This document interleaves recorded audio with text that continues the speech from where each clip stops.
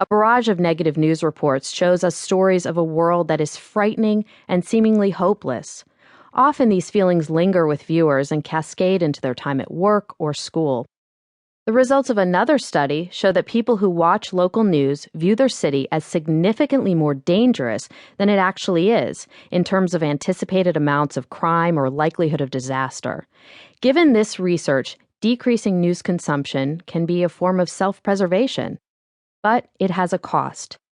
My niece Anna, at the time 6 years old, once complained when I came over to her house that she had been ostrich-sized to her room all afternoon.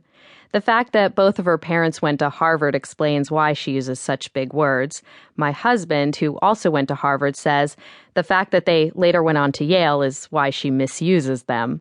But the more I think about it, the more I think that that's actually the perfect word. In many ways, ostrich-sized is what largely negative news stories have done to you and me. To preserve a modicum of happiness, we oftentimes stick our heads in the sand, hoping that the negativity in the world will never touch our lives. I don't endorse turning a blind eye to the negative, but I understand feeling overwhelmed by it.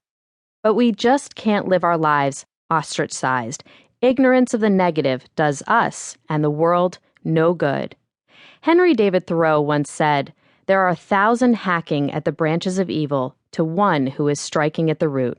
We can get frustrated about all the negative things going on in our world, but unless we go to the root, we are fighting a losing battle. One of the major roots of the world's challenges is the belief that change is not possible.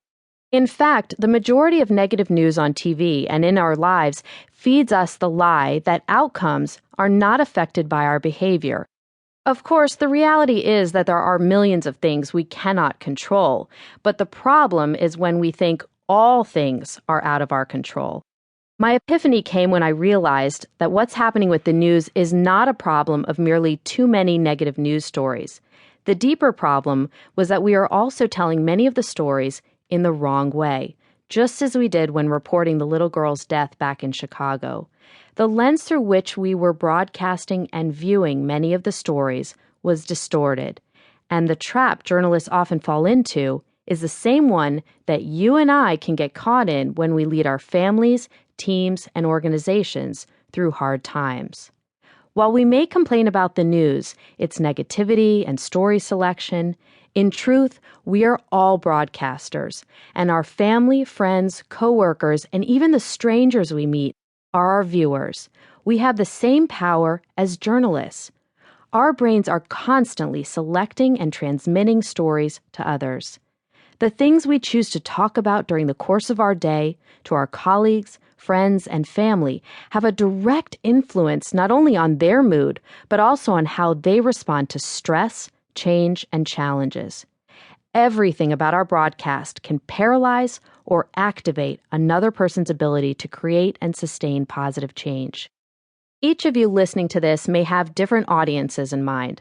Some of you want to change the way your work teams think about challenge. Some are thirsty for research on how to positively influence your children's trajectories. Some are feeling overwhelmed as an optimist in a pessimistic culture and are looking for tools. But regardless, the conclusion is the same.